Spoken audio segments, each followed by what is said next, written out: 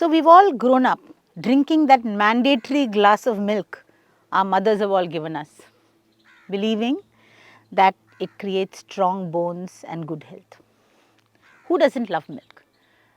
Milk is something that we are so used to in all sorts of ways, in all forms. There are sweets and shakes and juices and milkshakes and mithai and so many ways we are consuming yogurt, curd, dahi. In so many ways we are consuming milk every single day. We never think where that milk is coming from, how it reaches our table and why we drink it. So, when we started Beejom, we also did not have a clue, we had no clue. Yes, we knew there were problems in the dairy industry because I always worked with animals and I knew it was not a happy space. But it is only when we started Beejom that so many stories happened to us. And with every passing story, our thought kept changing.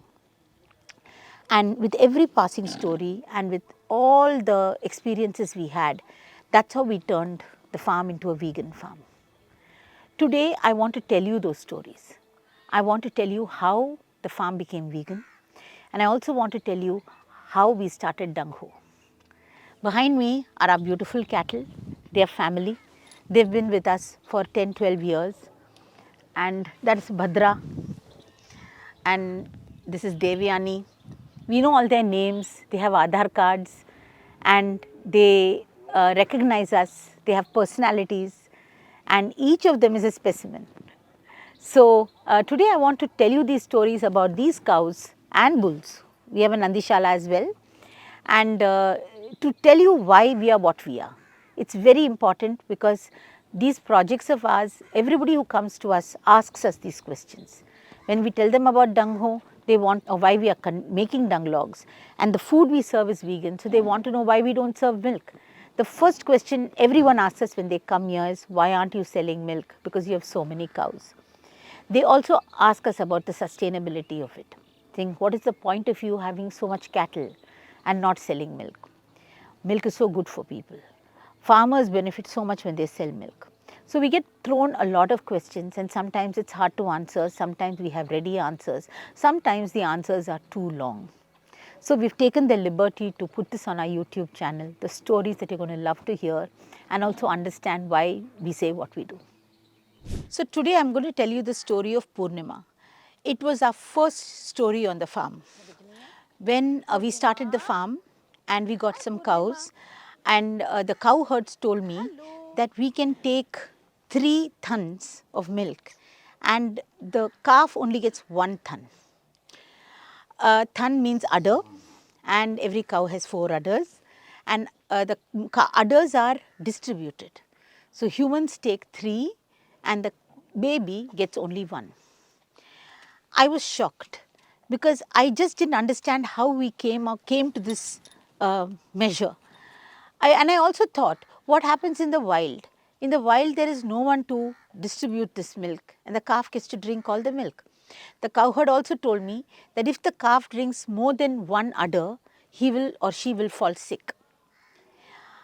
It worried me because I did not want to go against him, but this thought kept rankling me that what happens in the wild? Who measures milk?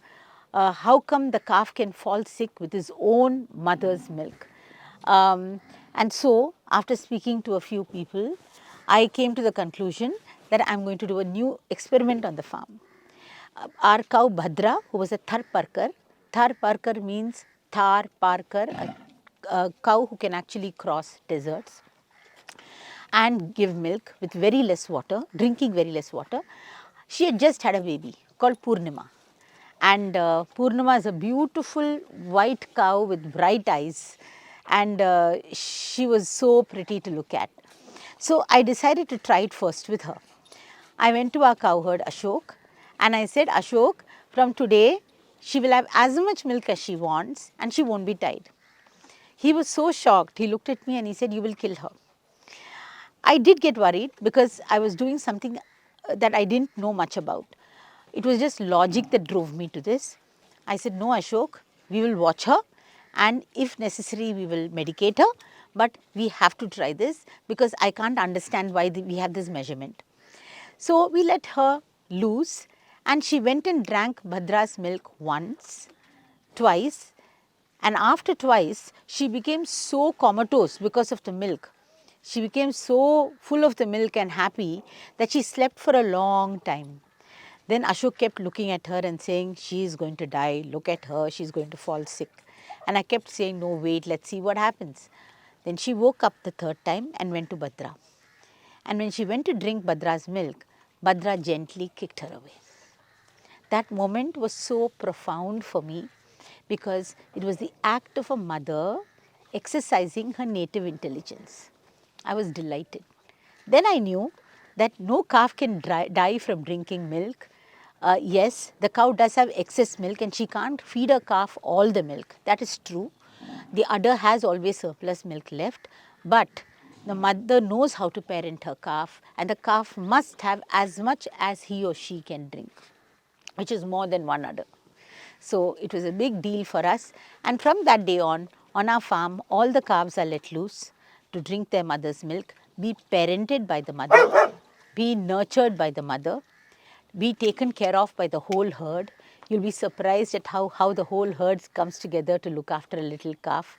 For example, we have Vamana just now, who's a small calf. He's very small and he belongs to the dwarf, one of the dwarf breeds. So he's extra small.